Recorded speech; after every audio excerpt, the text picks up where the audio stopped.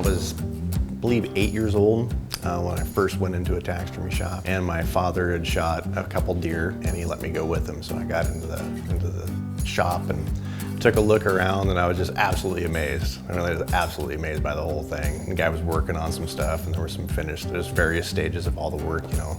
And we got done, and my dad loads the deer in the car, and I hop in with him, and I was like, Dad, I'm gonna be a taxidermist when I grow up. So this is our fleshing beam.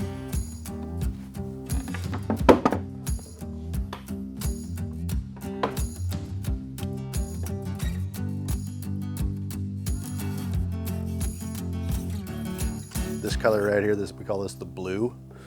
So on a fall bear, the blue is really apparent. The hair, actually, like when this comes back from the tannery, you'll see a little bits of fuzzy hair sticking out through the leather on the underside. A spring bear will have none, it'll just be smooth, clean leather. But on a fall bear where that hair is still setting, if you get, like if I went just past that, the hair would fall out the other side. So it would come back from the tannery and have a bald spot in it. We want the entire hide to look like that. As you can see, fleshing takes a long time to do well, but it's got to be done. This bear fat especially is very oily. Like you can see as I'm going, the oils that come out of it, like how greasy the knife is. So salt will not work through oil. It'll sit on top of there and it won't allow the osmosis of the water pass through that fat. So it'll sit on there, nothing happens, and then your hide will rot. So fleshing everything. It doesn't matter, like a bear is obviously one of the ones that is really noted for being greasy, but no matter what it is, it has to all be done. Whether your deer, cape, whatever, you have to get all this done, and then we can get it into salt. We'll come in here. We got a bear being turned out right now. This is Vincent. Right now he's taking the skull out of one of the bear hides. So what Vincent's doing right now is getting ready to take the foot out of the bear's hide. Historically, we always saved the pads. On a rug, obviously, we don't leave pads on because it's not part of the show side and you have to sew around it. So it kind of got in the habit of removing the pads. And now, even on a life size, I prefer to remove the pads. So what Vinny's gonna do is follow the hairline all the way around right where it meets up to the pads. We're not gonna lose any of its natural hair, but we're gonna remove the pad completely before we even take the foot out. Lines in your hand, they have that. So we'll put those lines back into the epoxy and then texture it. And then when it dries, it actually, our artificial looks way better than what we used to do with the real pads. So we've just kind of switched over to doing that on all of our life size.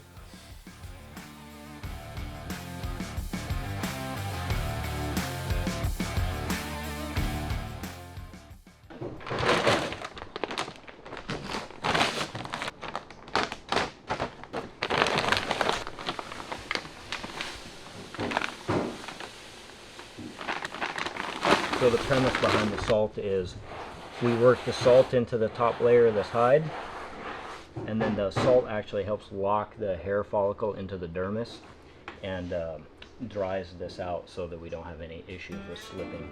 One of the things that I think that really helps anybody in their trade is you have to put in time. After taking over the business, when I first got in, I was by myself. I couldn't afford to hire any help. So I was working 12 to 16 hours a day, 7 days a week for about that first year. Built my house and moved into it on March 18th that year.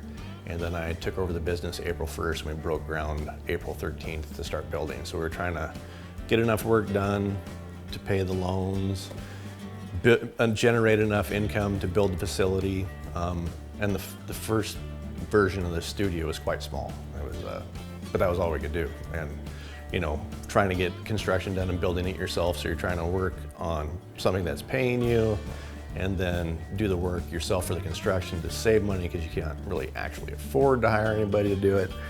And pretty much it seems like once we started down that path, it's my personal workload has never really changed. I think not this spring, but the spring before, I worked for 54 days straight by myself skinning. It was just, you know, it's whatever it takes. You just have to. If you're not committed, you're either all in or you're not in, you know, as far as I can tell. I mean, hopefully there's other people that got it figured out better than I do, but just working. This is our salt storage, and then this is our drying rack. Once we get everything completely dried and rolled up tight, it'll dry out and get like rock hard. We keep them off the floor. The concrete will sweat. So once you had your hide, like you could get it done like this and it's all ready to go and you left it on the floor, it'll start pulling moisture. That salt will actually start pulling the moisture through the concrete and then it would rehydrate it. And then you run a chance of having bacterial growth and it could rot on you again. So this is what's came in the last 2 weeks. These are all completed and ready to go to the tannery. They'll be shipping out next week. And it's a variety of stuff. We got bighorn sheep in there, there's elk in here, there's some moose, there's another big moose hanging there.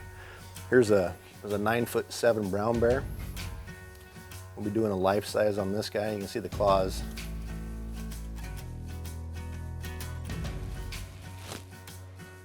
So right now, I'm getting ready to put it on the table so I won't be able to access its head for the next day or so. At least not in any reasonable fashion. It's upside down. I'm blending my clay line to my casted lip line so that when it dries, there's not a big gap.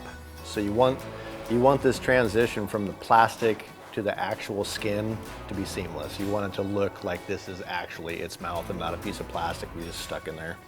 On a bear eye, you have just this little tiny space to work in, and it's taken a long time to actually try to figure out how to balance out, you know, you have your iris and your scleroband, then you got the white of the back of the eye.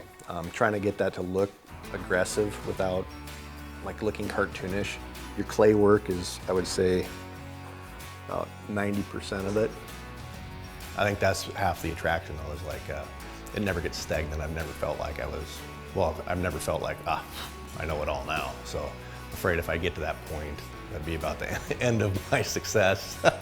Just the constant drive and the ability to push forward and try new things, I think is what the main secret for, well, any occupation. You know, if you just get stagnant, you're done. But if you just keep with the passion and the drive, then it's a new adventure every day. There's a mountain goat out there that took about 2 days to do the alterations to get that in that upright pose and a change out head on it, and then prepping your hide once you're getting ready to, once you know your test fits are all going to be good, then you want to go over it, make sure you have all holes sewn up.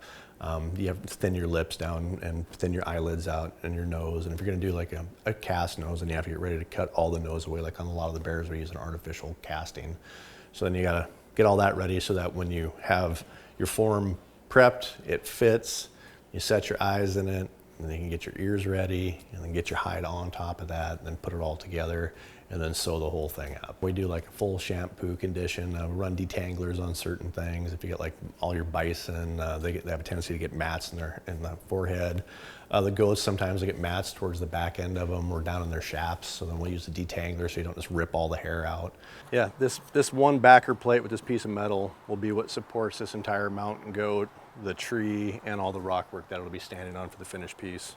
This probably weighs about 10 pounds. It'll be substantially heavier by the time we add the armature and habitat to it, but that will entirely support the entire mount and all the habitat on the wall.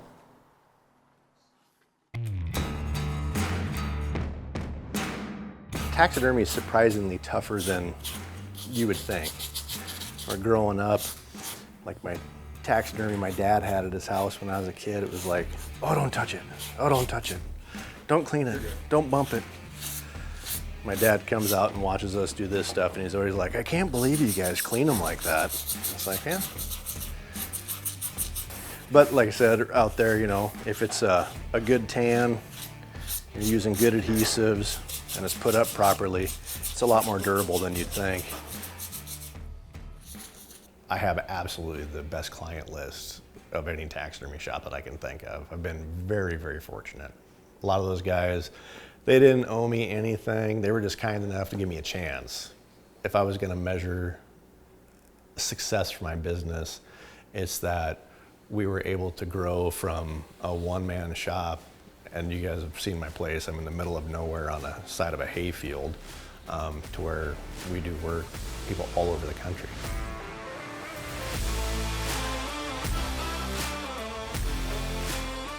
So my family has been here for a long time. I'm born and raised here. And coming from a small community, it is difficult to find people. There's just not a lot of people. It's not necessarily that there's bunch of bad people. It's just that it's a very limited pool to pick from.